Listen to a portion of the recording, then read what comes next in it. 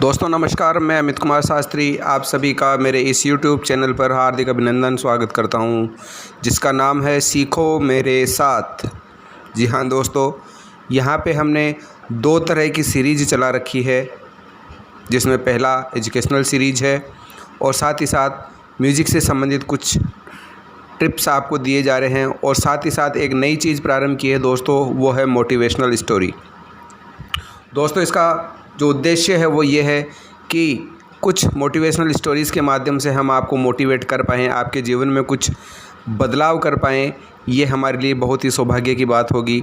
तो दोस्तों आज की जो कहानी है, आज की कहानी ये है कि हमें कभी भी किसी को गलत वचन नहीं बोलने चाहिए, कभी भी किसी को कठोर वचन, दुर्वचन नहीं बोलने चाहिए। जब भी हम बोलें तो बड़े ही सोच समझ करके हमें बोलना चाहिए, क्योंकि ऐसा कहते हैं कि एक बार मुंह से निकली हुई बात कभी भी वापस नहीं आती और अगर हमारे हाथ में कुछ आता है तो वो आता है केवल और केवल पछतावा। तो ऐसा कहते हैं कि तीर कमान से जब निकल जाता है तो वापस नहीं आता, इसी तरह से बात ज़बान से जब निकल जाती है तब भी वापस नहीं आती और आत्मा जब शरीर से बाहर निकल जाती है तो भी वापस नहीं आती।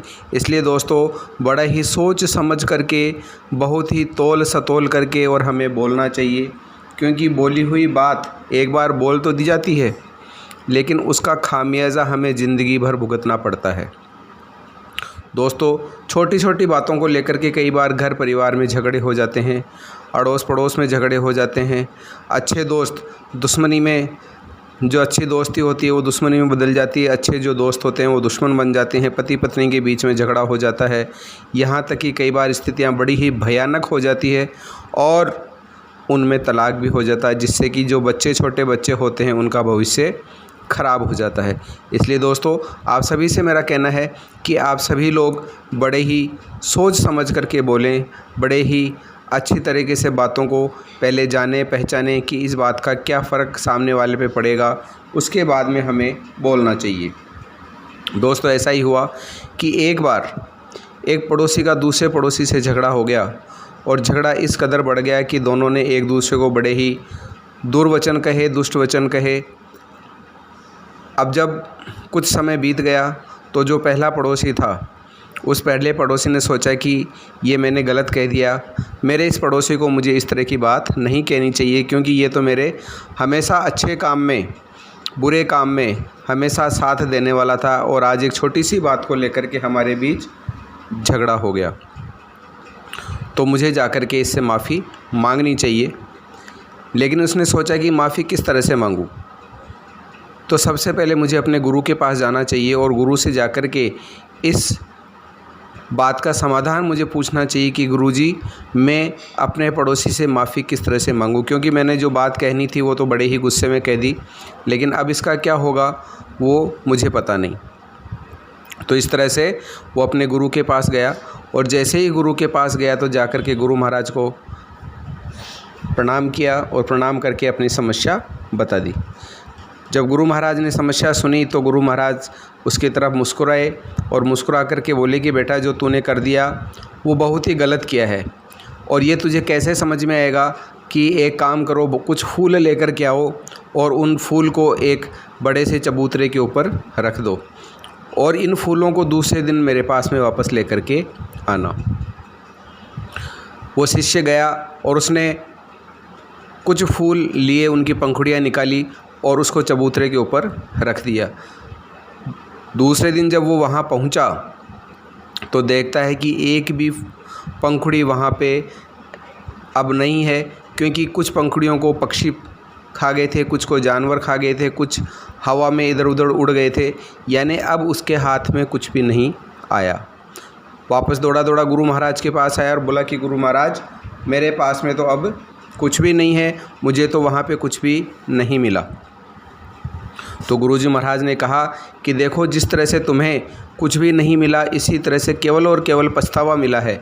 इसी तरह से तुमने अपने पड़ोसी से लड़ाई झगड़ा करके और एक बहुत गलत काम किया है, कठोर वचन बोल करके एक बहुत काम किया है, क्योंकि रिश्तेदार तो बाद में आते हैं किसी भी मुसीबत में, पड़ोसी सबसे पहले आते हैं। इसलिए हमेशा पड़ोसियों से मिलजुल करके रहना चाहिए, उनकी बात माननी चाहिए, उनके हमेशा खुद भी हेल्प करनी चाहिए, क्योंकि पड़ोसी पड़ोसी ही होते हैं। तो कहने का मतलब है दोस्तों कि फिर वो पड़ोसी वहाँ पे गया और उसने अपने पड़ोसी से जा कर के माफ़ी मांगी। लेकिन कहते हैं ना दोस्तों कि जो दरार एक बार पड़ जाती है वो पहले वाली मिठास उस चीज़ में नहीं रहती। यानी जब एक बार धागा टूट जाता है और जब उसको वापस जोड़ा जाता है तो वो गांठ उसमें रह जाती है। इसलिए वो वापस उनमें बोलचाल तो हो गई, लेकिन वो पहले वाली मिठास अब नहीं रही। इसलिए कि दोस्तों जब भी बोलें बहुत अच्छी तरह से सोच समझ के बोलें। आशा करते हैं आप हमारी इस स्टोरी से कुछ सीखे होंगे, और साथ ही साथ आशा करते हैं कि आप अपने जीवन में इसको उतारें, और उतारने के साथ ही साथ अपने बच्चों के साथ, बीवी के साथ में, परिवारजनों के साथ, माता पिता के साथ में, अड़ोस पड़ोस में साथ, जो भी आपके साथ में ऑफिस में जॉब करते हैं या आपके जो भी बिज़नेस में हैं, उन सभी से अच्छी तरह से बात करें, अच्छी तरह से व्यवहार करें। तो कहते हैं कि आदमी का अगर कुछ साथ में जाता है इस लोक से उस लोक में, तो केवल लिया दिया ही आड़े आता है। तो ये लिया दिया और बोल चाल ही आड़े आती है। तो दोस्तों मीठा बोलें, और जैसे ही आप मीठा बोलना शुरू करेंगे तो पूरी दुनिया आपकी दोस्त हो जाएगी। तो इसी आशा के साथ में कि आपने कुछ सीखा होगा। धन्यवाद दोस्तों। एक बार पुनः आप सभी से कहना चाहूँगा कि मैं अमित कुमार शास्त्री जोटवाड़ा जयपुर से आप सभी का मेरे इस यूट्यूब चैनल पर हार्दिक अभिनंदन, जिसका नाम है सीखो मेरे साथ। देखते रहिए और आगे से आगे मेरे इस चैनल को प्रमोट करते रहिए, सब्सक्राइब करते रहिए, लाइक करते रहिए, कमेंट्स करते रहिए। धन्यवाद। जय श्री श्याम, जय भारत। आप सभी को अमित कुमार शास्त्री का मैं जोटवाड़ा जयपुर राजस्थान से आप सभी का हार्दिक अभिनंदन करता हूं मेरे इस यूट्यूब चैनल पर, जिसका नाम है सीखो मेरे साथ। जैसा कि दोस्तों आप सभी को पता है कि इस हमारे चैनल के ऊपर हमने 2 तरह की सीरीज चला रखी है। एक सीरीज है जिसमें हम एजुकेशनल कुछ बातें आपको बताते हैं, और दूसरी जो सीरीज है वो हमने हारमोनियम ट्यूटोरियल चला रखी है। अब तक हमने बिलावल थाट में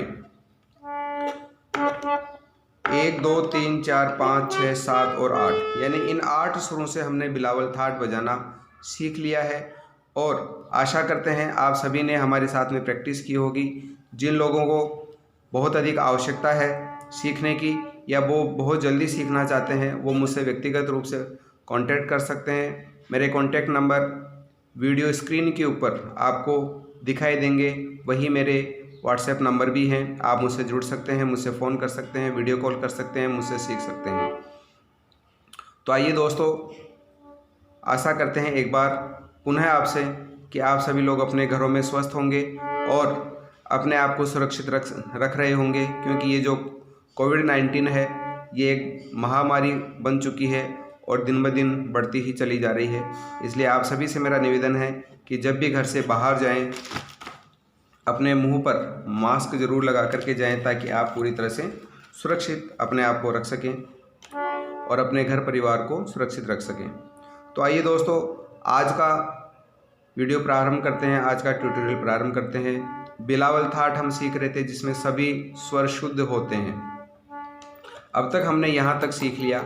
आज हम प्रारंभ करेंगे यहाँ से, यानी यहाँ से हम किस तरह से सरगम हमारी बजाएं। तो जैसा कि बेसिक आपको बताया था मैंने कि जब भी हम कोई भी बेस स्वर लेते हैं तो रे के बीच, सा और रे के बीच में एक हम छोड़ते हैं, फिर रे और ग के बीच में हम एक छोड़ते हैं, फिर हमारा नेक्स्ट आता है। फिर जब प बजाएंगे तो भी हम एक छोड़ेंगे, फिर जब ध बजाएंगे तो भी एक छोड़ेंगे, फिर इस ध के बाद में जब नी बजाएंगे तो भी एक छोड़ेंगे, और उसके बाद में जब हम लास्ट में सा बजाएंगे तो भी नेक्स्ट आ जाएगा। तो आइए आज हम प्रारंभ करते हैं यहाँ से सीखते हैं दोस्तों। तो देखिए, सा एक छोड़ा, रे एक छोड़ा, ग। मैं हमेशा नेक्स्ट आता है तो ये मैं। प के लिए एक छोड़ेंगे, ये बजा दिया।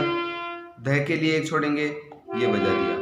नी के लिए एक छोड़ेंगे, ये छोड़ दिया, ये बजा दिया, और ये। यानी जहाँ से हम प्रारंभ करेंगे वहीं पे हम एंड करते हैं। यानी जो हमारा बेस होता है, यानी सा जिसको हम मान करके प्रारंभ करते हैं, तो वही हमारा तार सप्तक का, वही सुर तार सप्तक का होता है। आइए बजाते हैं।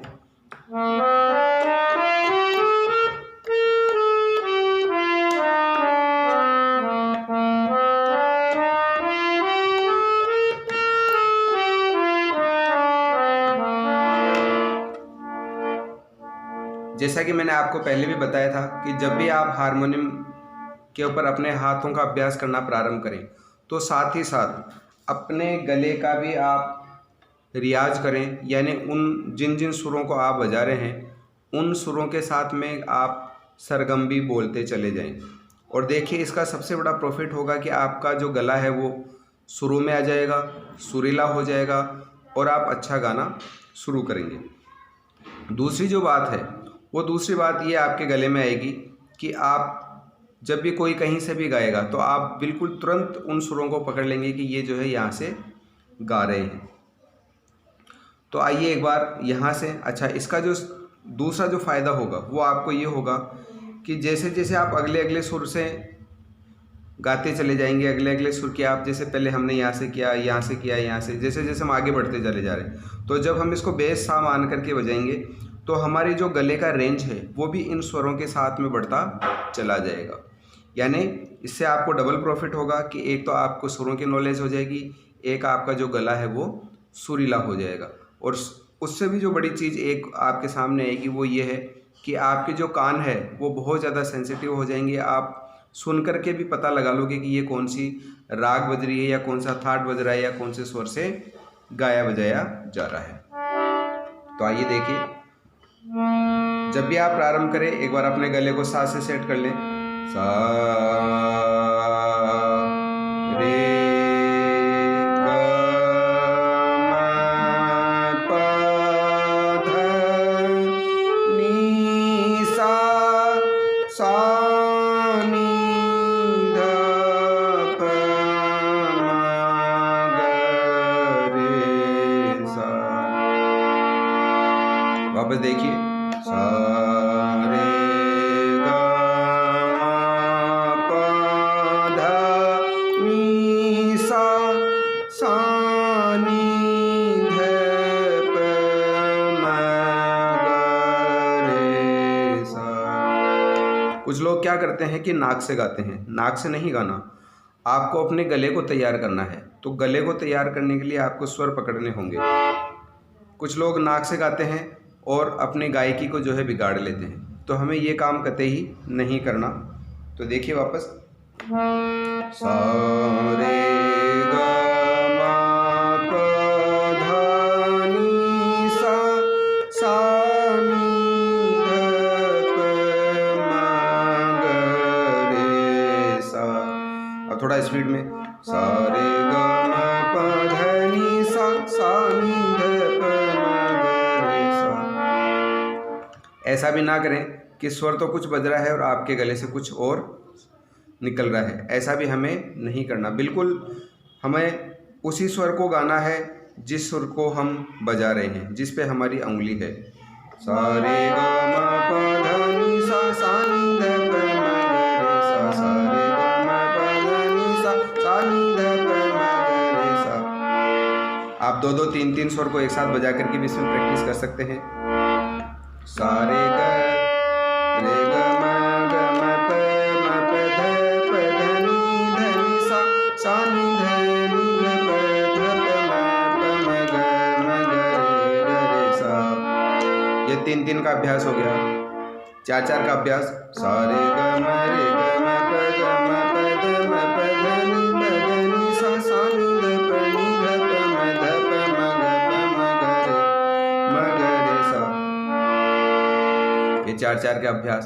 तो इस तरह से आप अपनी जो फिंगरिंग है उसको जैसे जैसे स्पीड लाते चले जाएंगे, उसके साथ ही साथ आपकी ये जो फिंगरिंग है, अपना जो गला है वो भी अभ्यस्त होता चला जाएगा। आइए दोस्तों, अब हमारा जो नेक्स्ट है वो नेक्स्ट सुर हम लेते हैं ये, यानी ये वाला सुर अब सा मान करके बेस जो सा है इसको मानेंगे और अब हम बजाते हैं। अब शायद आपको पता लग गया होगा कौन कौन से सुर आपको बजाने हैं, इसलिए बार बार बताने की ज़रूरत नहीं पड़ेगी। देखिए, सा रे ग म प ध नी सा नी ध प म ग रे सा। सा रे ग म प ध नी सा नी ध प म ग रे सा। बजाइए आप सभी लोग, सा रे ग म प ध नि सा नि ध प म ग रे सा।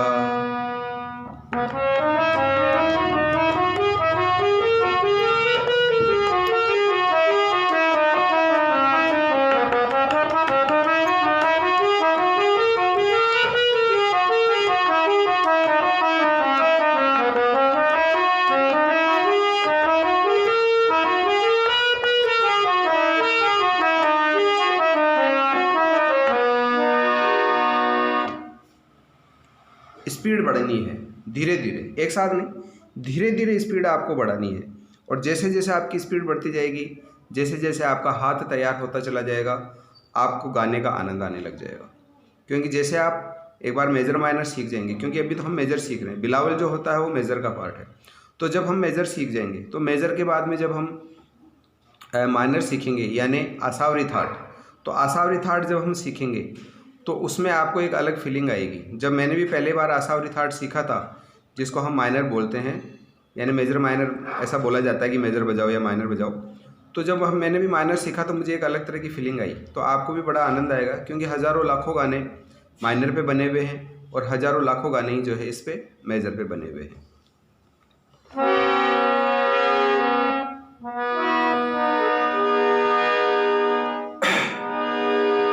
तो आइए दोस्तों, अब इन दो स्वरों को सीखने के बाद में आज हम अब करते हैं ये, और फिर उसके बाद में ये। अब यहाँ से जब हम बजाएंगे तो देखिए कैसे बजेगा। सा रे ग म प ध नि और सा नि ध प म ग रे सा।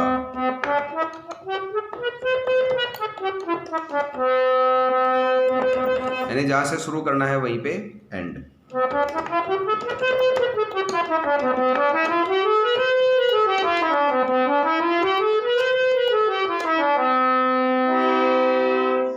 कुछ लोग जब बजाते हैं तो क्या क्या गलती करते हैं दोस्तों, कि वो अपने हाथ को बहुत ज़्यादा ऊपर उठाते हैं, ऐसे सुरों पे बहुत तेज तेज मारते हैं। कैसे?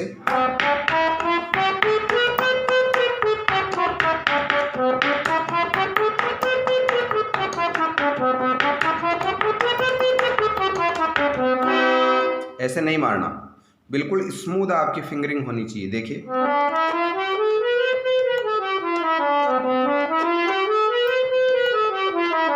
कुछ लोग ऐसे कर करके ऐसे कर करके बजाते हैं, वो भी आपको नहीं करना।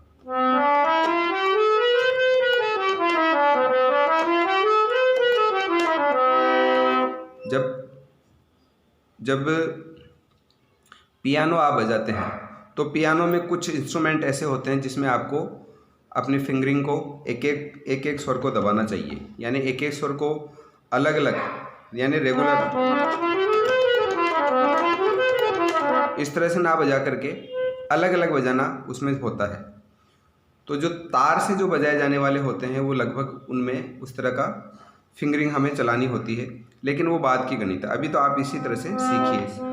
अब एक बार आइए गाते हैं इसके साथ। सा रे ग म प ध नि सा नि ध प म ग रे सा रे ग म प द म प ध नि सा नि ध प म ध प म ग प म ग रे सा। इसके कॉर्ड हैं ये सा और ये सा, ये दो तो हो गए, फिर ये ग और ये प, ये इसका कॉर्ड है।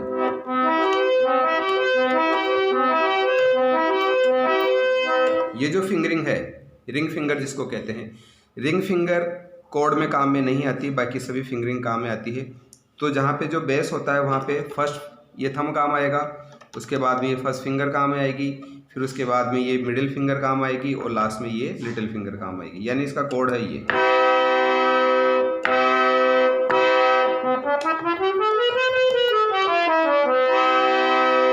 इस तरह से बजेगा।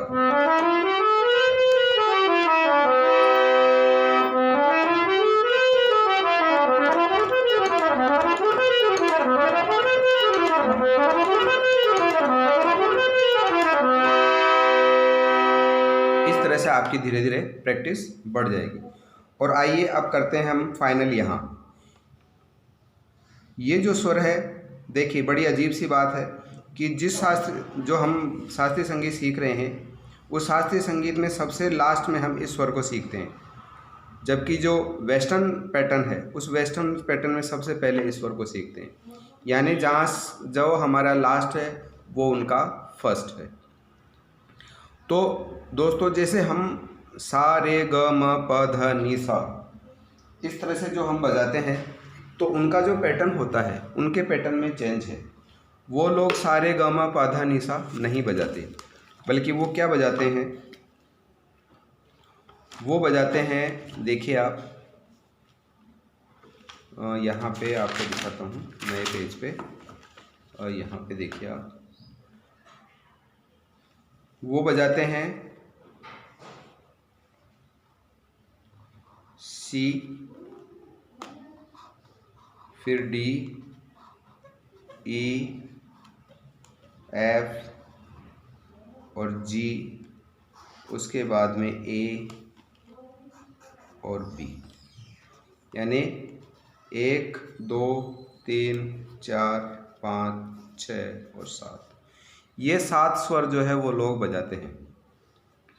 और 7 स्वर जो वो लोग बजाते हैं उसमें जो पहला यानी जो सा मानते हैं वो पहला सा इसको माना जाता है। यहाँ ये उनके लिए सा है। तो यानी C D E F G, C D E F G, वापस देखें, सी डी ई एफ जी, फिर ए और बी, और जो ये था वही वापस ये आ गया। यानी ये जो था ये वापस यहाँ आ गया। यानी ये सी और ये सी, ये तार सप्तक का सी आ गया, और ये सी बेस यानी सा आ गया।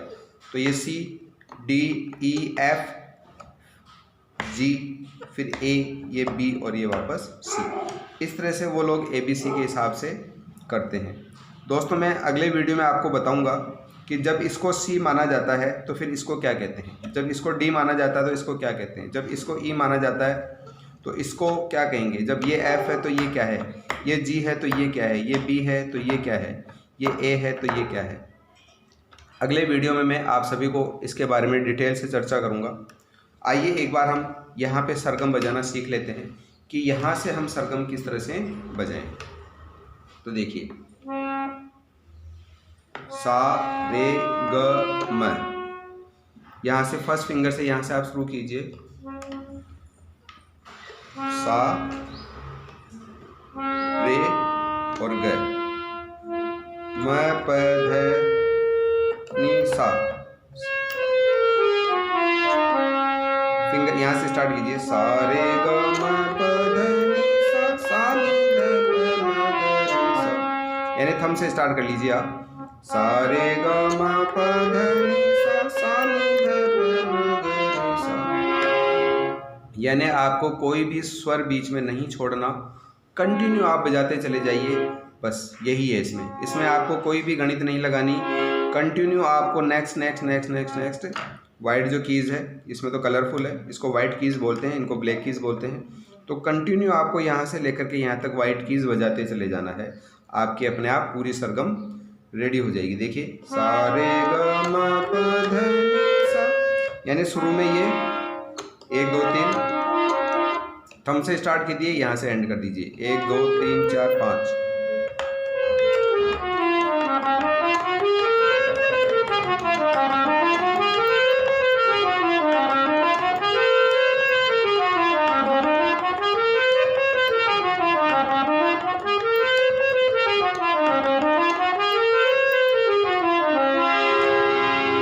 इस तरह से आपकी स्पीड इसमें होती चली जाएगी। तो दोस्तों आशा करते हैं कि हमने यहाँ से लेकर के और यहाँ तक सभी सुरों में आपको बिलावल थाट बजाना सिखाया है, यानी सभी शुद्ध सुर बजाने आपको सिखाए हैं। आशा करते हैं आपने हमारे इस चैनल के माध्यम से अपने आप को तैयार किया होगा, सीखे होंगे आप दोस्तों।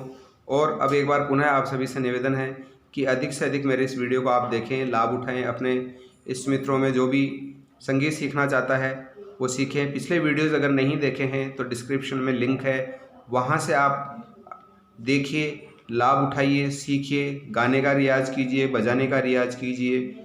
और जो मेट्रोनॉम्स आपको मैंने एक ऐप बताया है उसको आप इंस्टॉल कीजिए, उसके साथ में आप बजाइए, ताकि आप स्वर और ताल दोनों को जो है एक कर सको। आशा करते हैं आप सभी लोग स्वस्थ होंगे। नमस्कार, धन्यवाद। एक बार पुनः मेरे इस YouTube चैनल पर आपका हार्दिक अभिनंदन, जिसका नाम है सीखो मेरे साथ। जय हिंद, जय भारत, जय श्री श्याम।